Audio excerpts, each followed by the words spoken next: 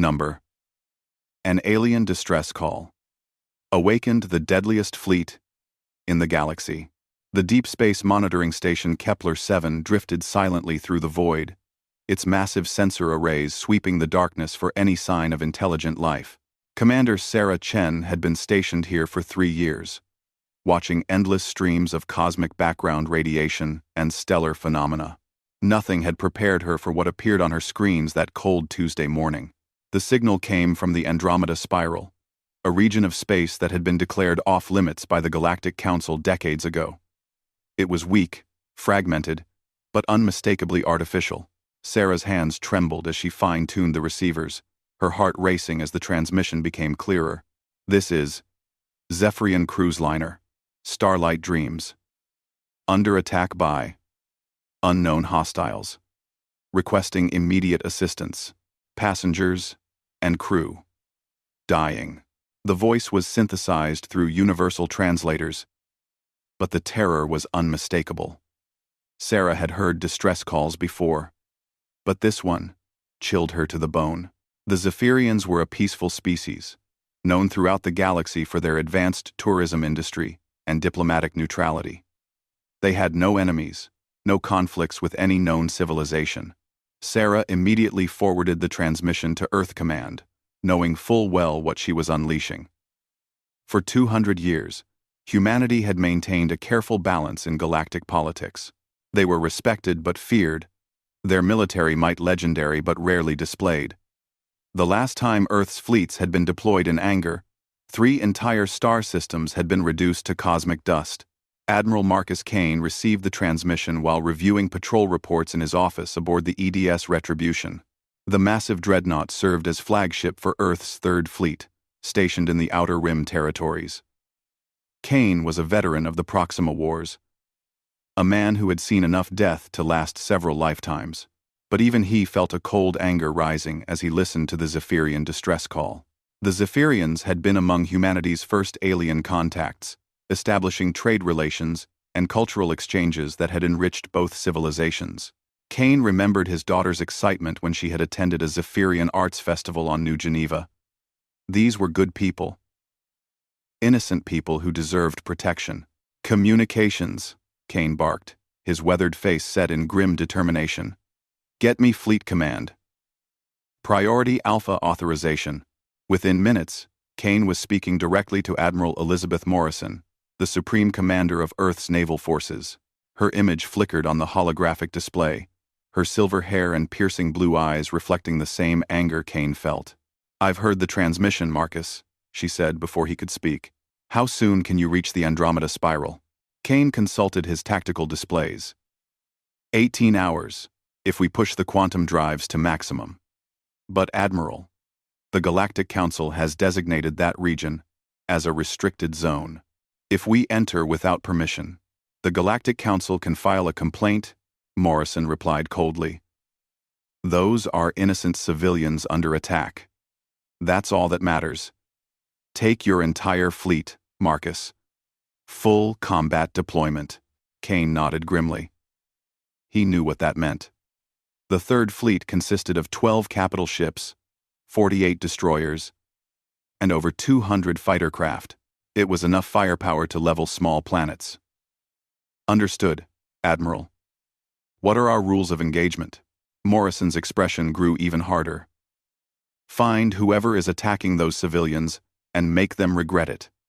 Authorize Project Lazarus, if necessary. Kane felt a chill run down his spine. Project Lazarus was humanity's most closely guarded secret. A weapon system so devastating that its very existence was known only to a handful of high-ranking officers. The fact that Morrison was willing to authorize its use spoke volumes about how seriously she was taking this threat. Copy that, Admiral. Third Fleet departing in 1 hour. The next hour was a whirlwind of activity aboard the Retribution and throughout the fleet. Engineers pushed the quantum drives to their theoretical limits, while weapons officers ran final diagnostics on every gun, missile, and energy weapon in the fleet's arsenal. Marines loaded into drop pods, their power armor gleaming under the harsh artificial lights.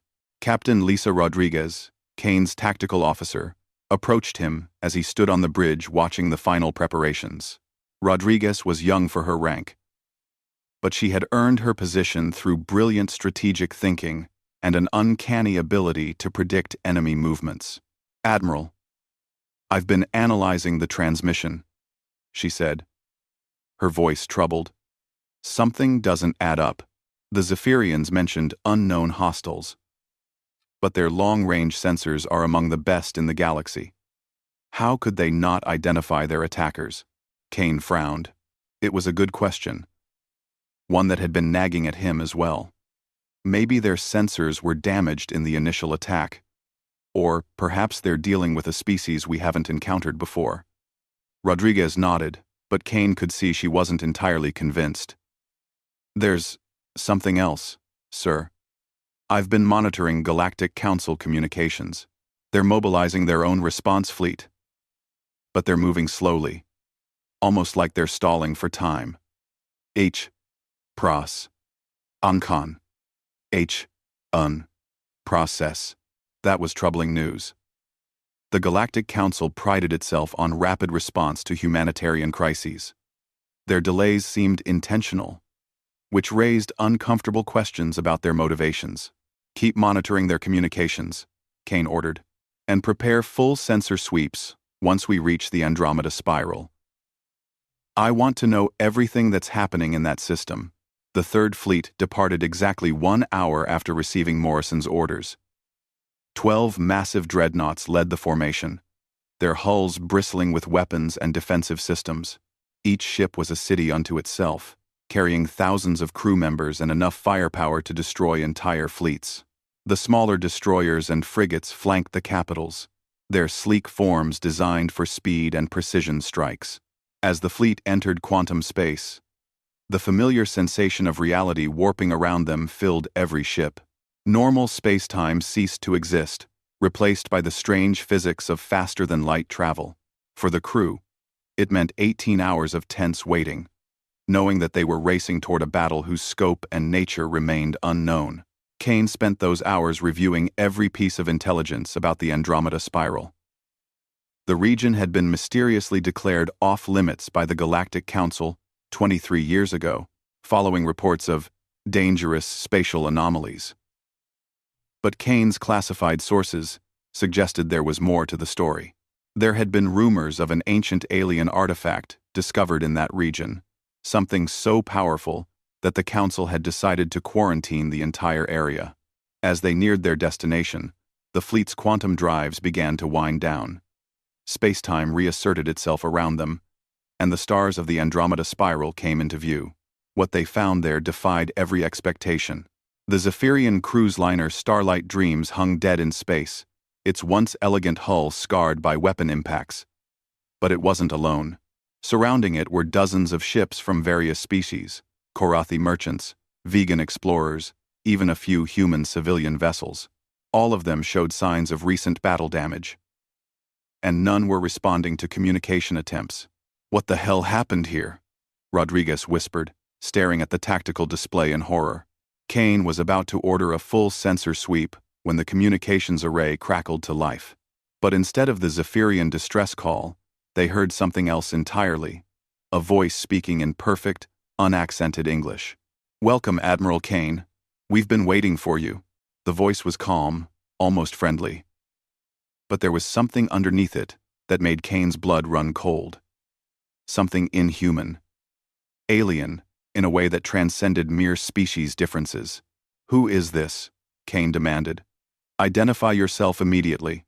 Laughter echoed through the communications channel, a sound that seemed to bypass the ears and strike directly at the primitive fear centers of the human brain. "Oh, Admiral, we know exactly who you are. Marcus Kane, veteran of the Proxima Wars, commander of Earth's Third Fleet, the man they call the Butcher of Kepler Station." Kane's jaw tightened. Kepler Station had been a necessary evil, a pirate stronghold that had threatened civilian shipping lanes, but the nickname still haunted him, a reminder of the thousands who had died when he ordered the station's destruction. "You have 30 seconds to explain what happened to those civilian vessels," Kane said, his voice deadly calm.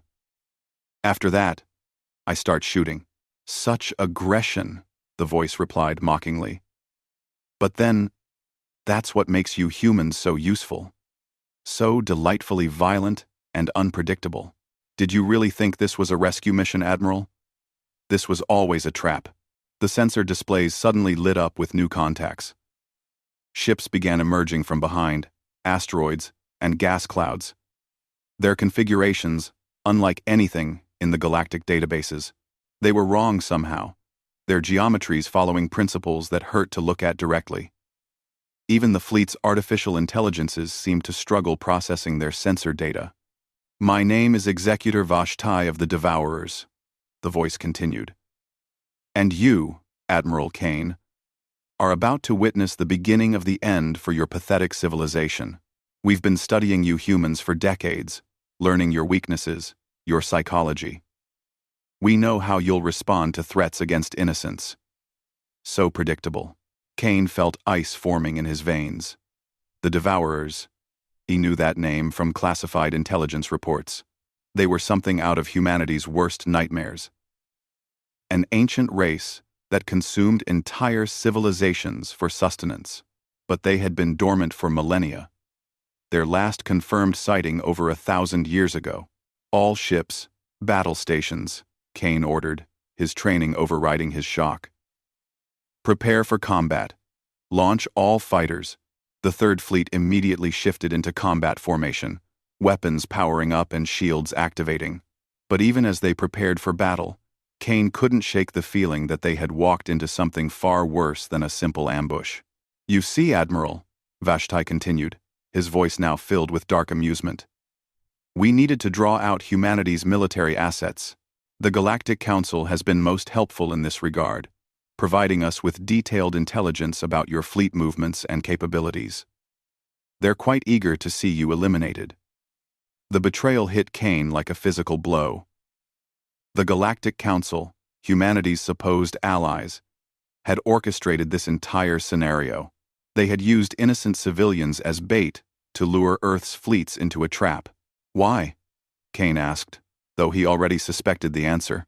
Because, my dear Admiral, humanity has become too powerful, too unpredictable. The Council fears what you might become if left unchecked.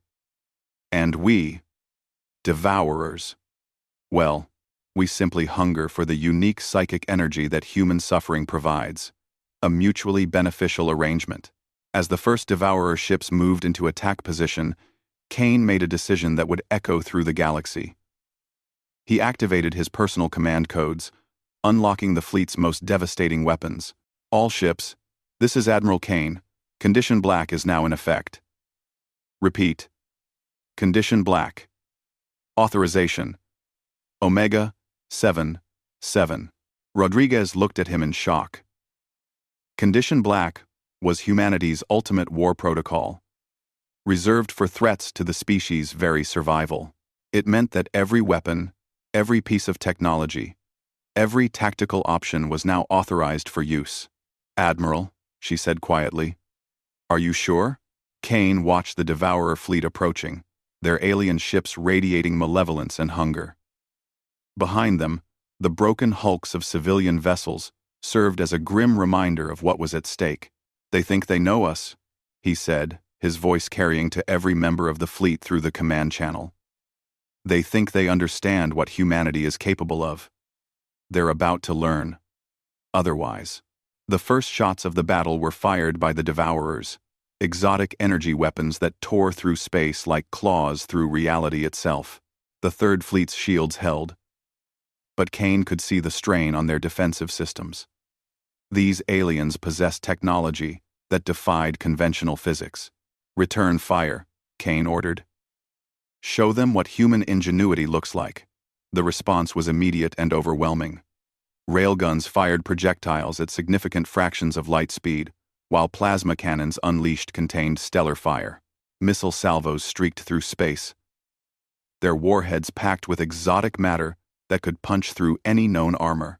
But the Devourers were ancient and cunning. Their ships twisted through space in impossible ways, phasing through solid matter and reforming behind the human battle lines. For every Devourer vessel destroyed, 2 more seemed to take its place. "Admiral," Rodriguez reported, her voice tight with concern. "We're losing ships faster than we can replace them. Whatever these things are, they're not following normal physical laws." Kane nodded grimly. He had expected as much. The Devourers hadn't survived for millions of years by playing by conventional rules. But humanity had its own advantages, its own hidden strengths. "Activate Project Lazarus," he ordered. Number. An alien distress call awakened the deadliest fleet in the galaxy. The activation of Project Lazarus sent ripples through quantum space that every species with advanced sensors would detect. Deep within the Third Fleet's flagship, systems that had remained dormant for decades suddenly came online. The Retribution's hull began to shift and change, revealing weapon ports that no enemy had ever seen before.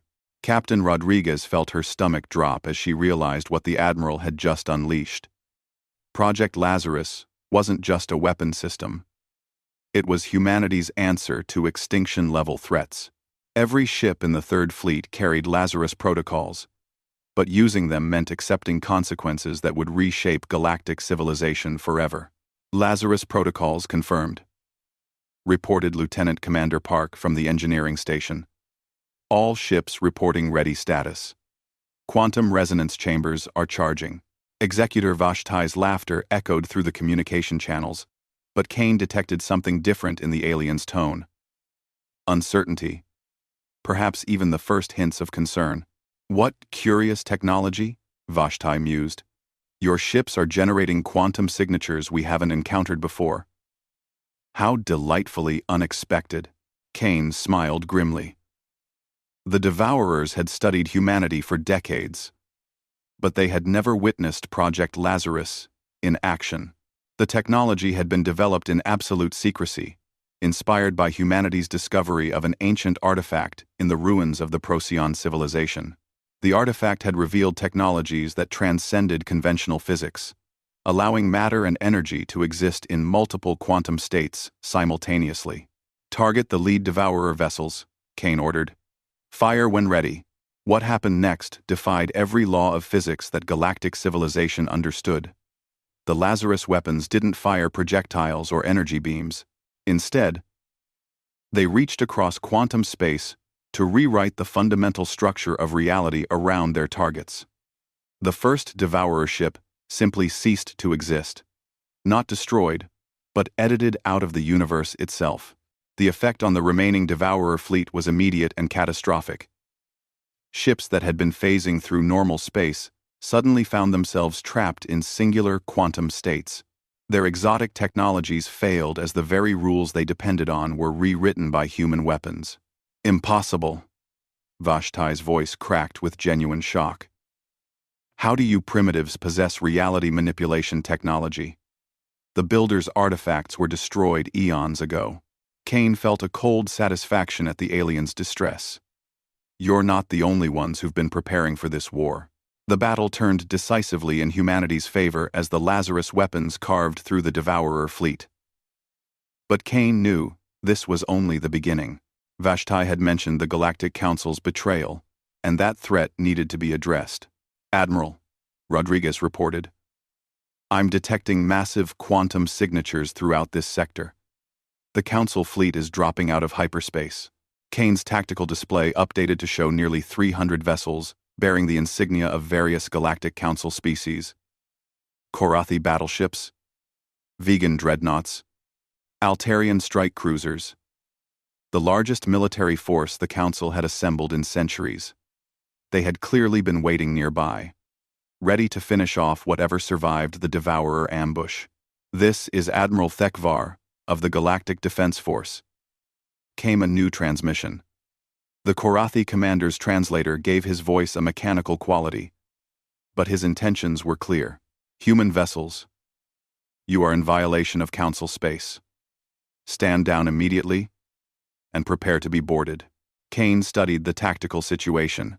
His fleet was outnumbered nearly 10 to 1, and despite their advanced weapons, a prolonged engagement would be costly. But surrender wasn't an option. Not after the Council's betrayal had been revealed. Admiral Thekvar, Kane replied, his voice carrying across all communication frequencies. Before we begin this conversation, I think you should know that every word being spoken here is being broadcast to every human colony, every allied species, and every independent government in known space. Your betrayal is now public knowledge. The silence that followed was telling. Kane had activated the fleet's emergency broadcast system, ensuring that the truth about the Council's collaboration with the Devourers would spread across the galaxy within hours. "You're bluffing," Thekvar finally responded. But Kane could hear the uncertainty in his voice. "Communications. Patch me through to Admiral Morrison," Kane ordered. Within moments, his superior's image appeared on the holographic display, her expression grim but determined. "Marcus, we've been monitoring the situation," Morrison said. "The President has authorized Operation Prometheus. As of this moment, Earth is withdrawing from the Galactic Council and severing all diplomatic ties. You have full discretionary authority to deal with any threats to human interests." Kane felt a weight settle on his shoulders. Operation Prometheus was humanity's contingency plan for complete political isolation, a return to the aggressive independence that had characterized their early expansion into space. It meant the careful balance of galactic politics was about to shatter. "Understood, Admiral. Initiating Prometheus protocols now." Throughout the Third Fleet, emergency signals activated dormant systems hidden within every human vessel. The ships had been designed with this moment in mind, carrying enough supplies and manufacturing capability to operate independently for years if necessary. More importantly, they carried construction templates for weapons and technologies that the Council had never seen. "Admiral Thekvar," Kane announced, "I'm going to give you one opportunity to withdraw your forces. What happens next depends entirely on your response." "10, Ander, Kerman." The Karathi commander's reply came immediately. "All Council forces, attack formation. Eliminate the human threat." The combined Council fleet surged forward, their weapons charging for what they believed would be a decisive engagement. Kane watched their approach with the calm detachment of a career military officer, calculating angles and timing with practiced precision. "All ships, implement Delta 7 formation," he ordered. "Activate Ghost protocols." Roundlin, the Third Fleet suddenly scattered in apparently random directions, their quantum drives creating false signatures that confused enemy sensors. What had been a compact formation became a swirling cloud of contacts, making accurate targeting nearly impossible. The Council forces opened fire first, their conventional weapons lighting up space with energy beams and missile trails. But their targets seemed to vanish and reappear in impossible patterns, the human ships dancing between dimensions in ways that violated basic physics. "Return fire," Kane commanded. "Show them what human evolution looks like." The counterattack was unlike anything seen in galactic warfare. Human weapons had been advancing in secret for decades, inspired by technologies recovered from dozens of extinct civilizations. Railguns fired projectiles that existed in multiple dimensional states simultaneously, ensuring they couldn't be dodged or deflected. Energy weapons channeled forces that bypassed conventional shielding by attacking the quantum foundations of matter itself.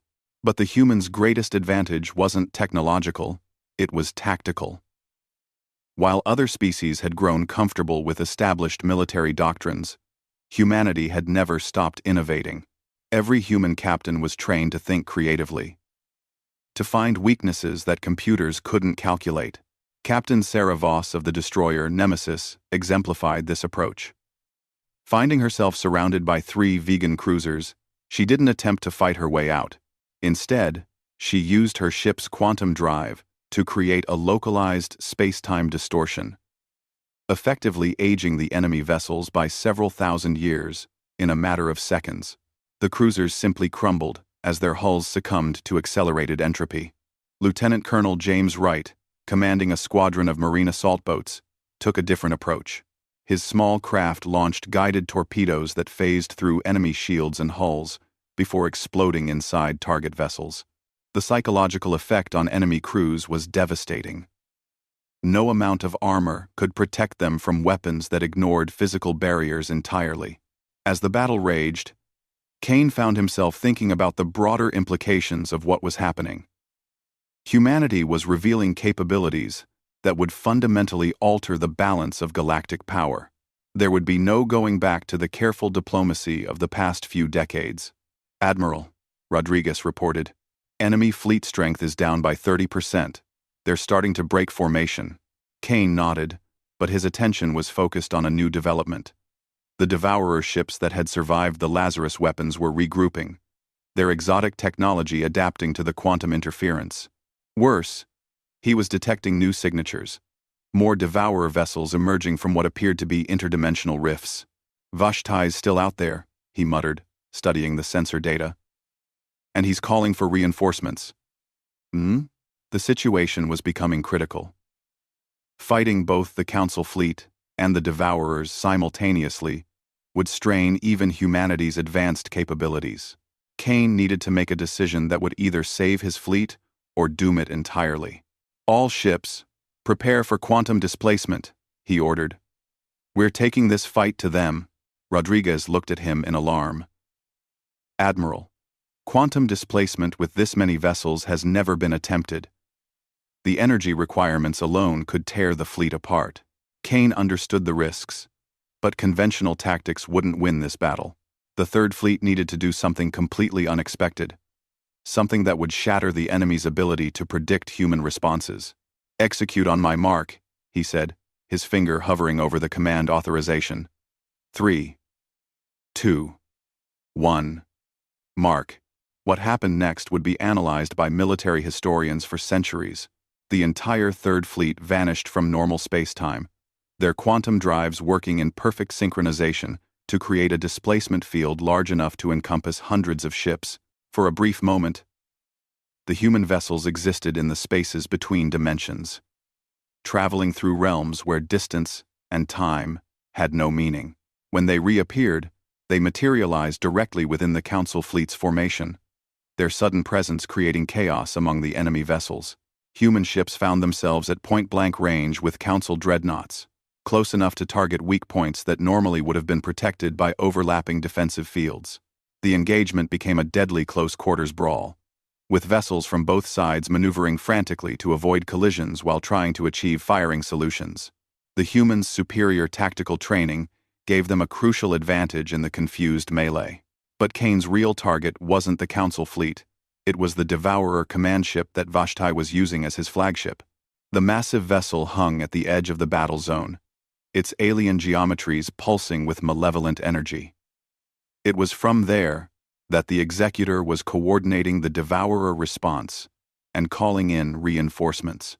"Retribution, plot an intercept course for the Devourer flagship," Kane ordered. "All other ships, maintain engagement with Council forces."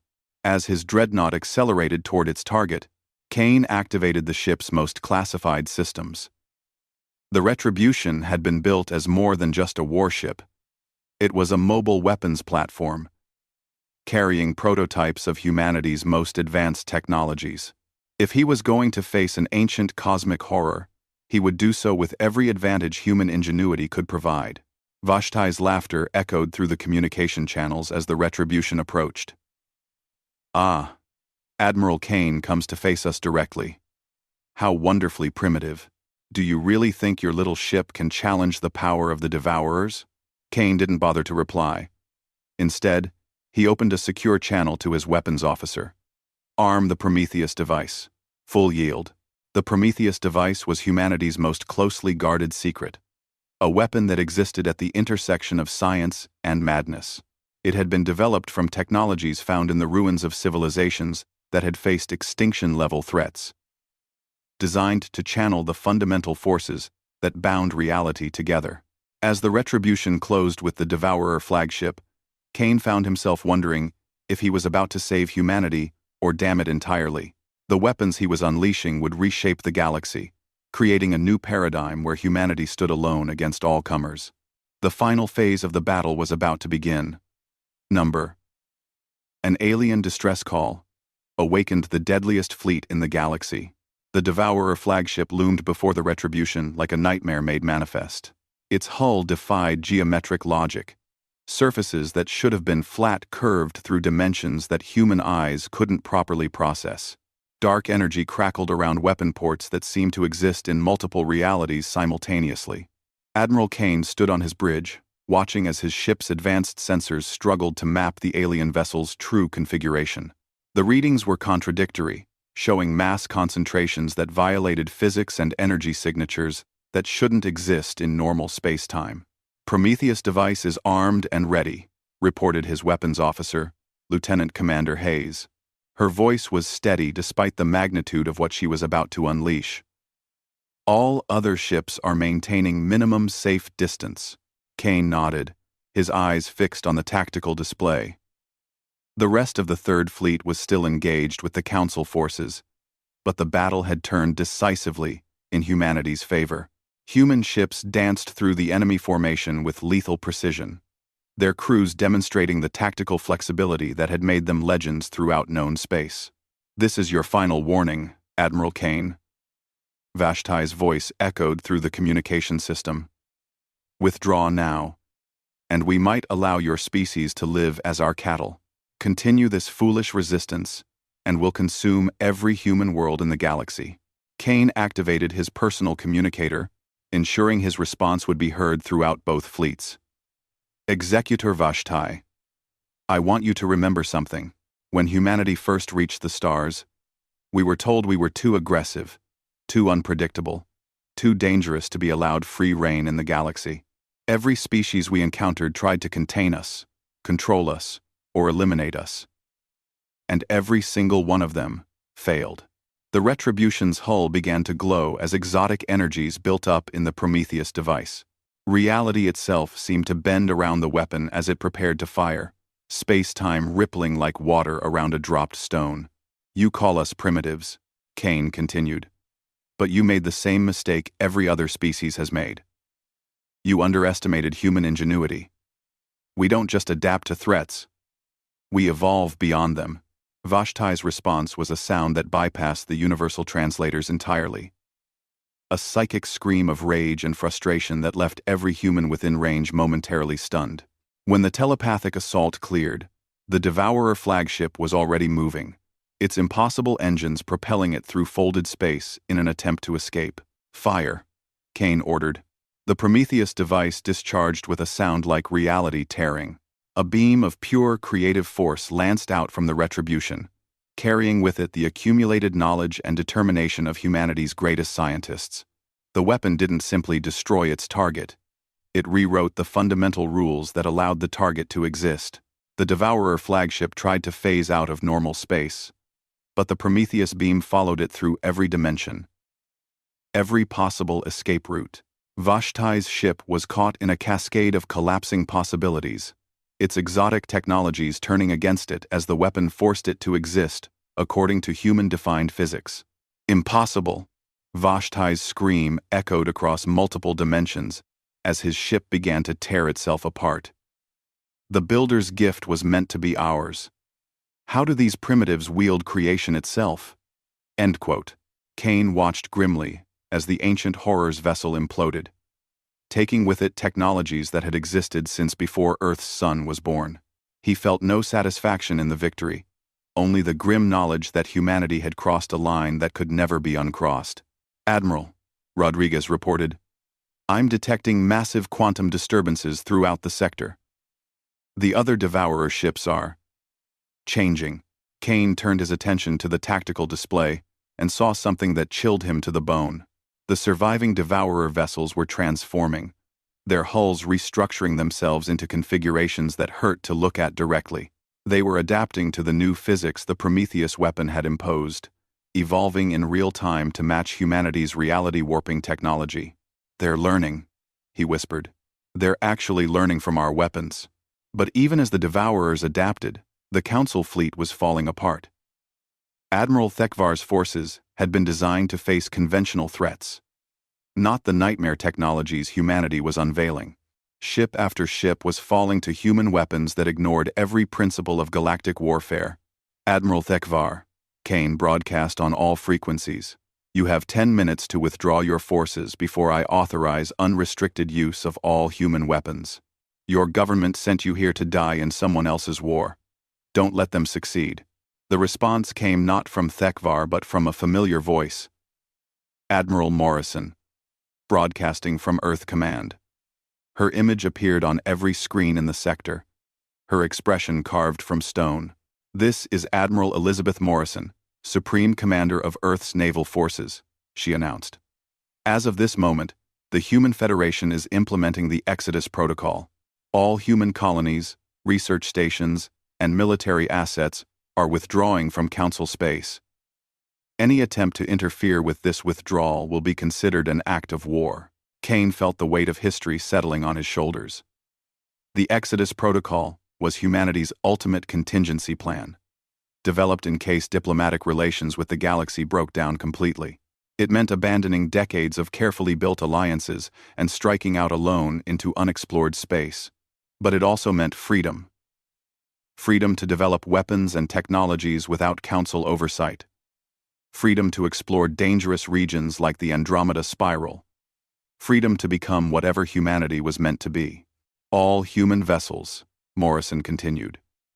"You are authorized to use any and all measures necessary to ensure successful withdrawal. The galaxy will learn what it means to make an enemy of humanity." The effect of Morrison's announcement was immediate.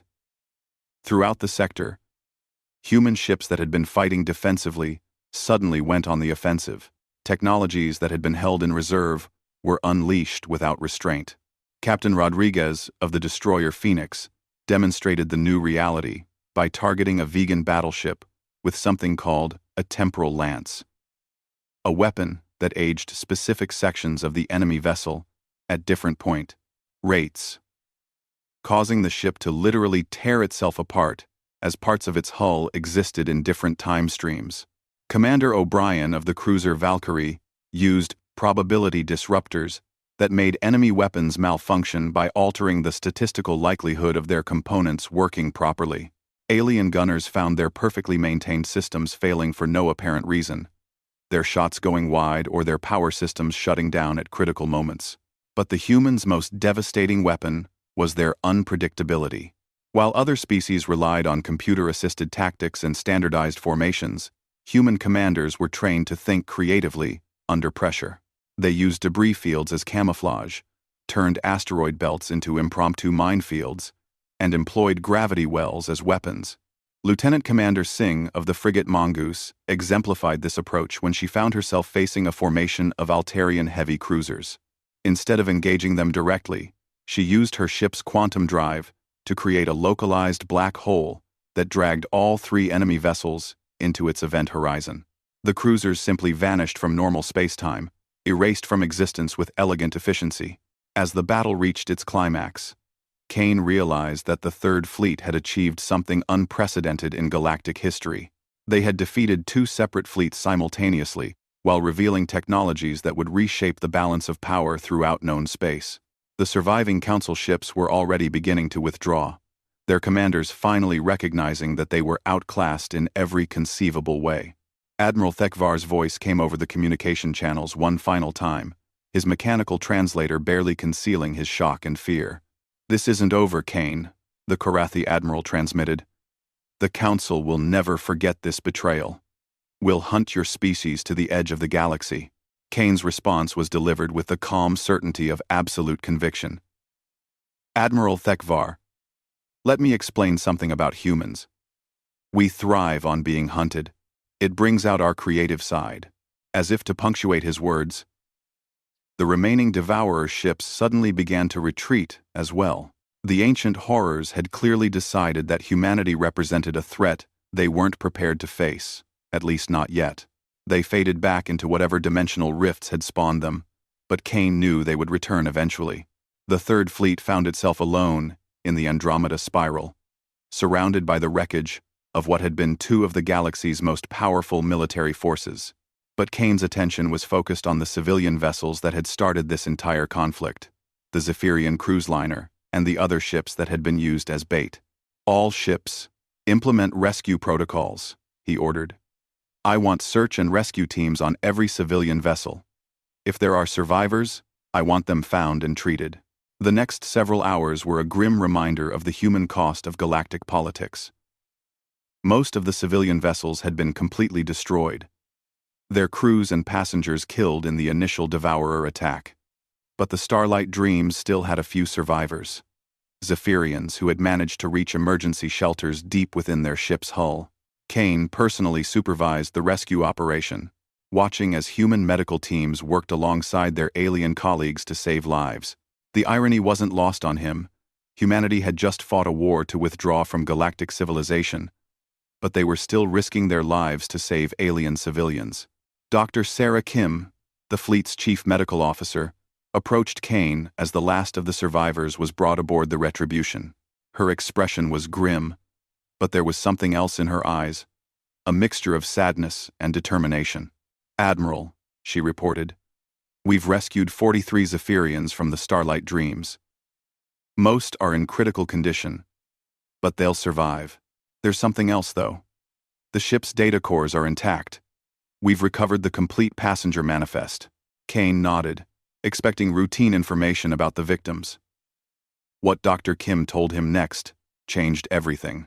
"Sir, the Starlight Dreams was carrying a delegation of civilian leaders from 12 different species.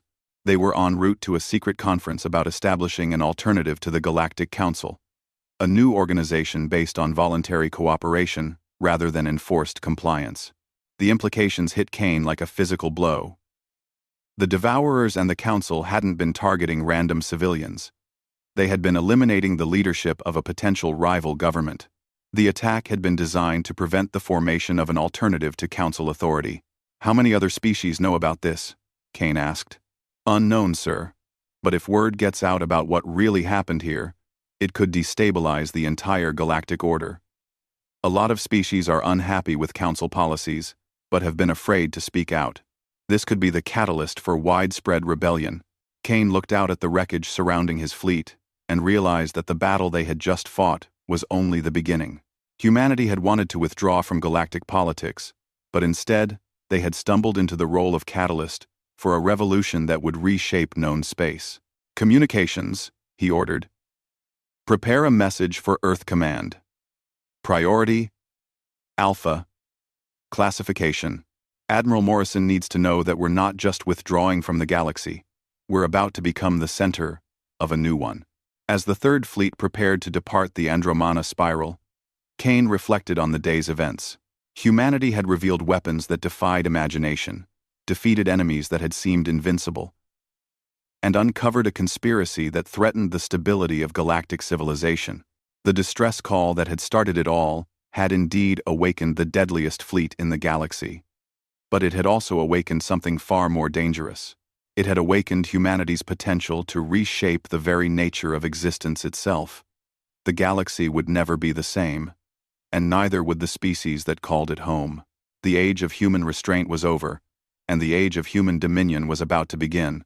The Third Fleet activated their quantum drives and vanished into the dark between stars, carrying with them the survivors of an alien massacre and the seeds of a new galactic order. Behind them, the wreckage of their enemies served as a monument to the day the galaxy learned what happened when you awakened humanity's righteous fury. In the depths of space, ancient things stirred in response to the energies humanity had unleashed.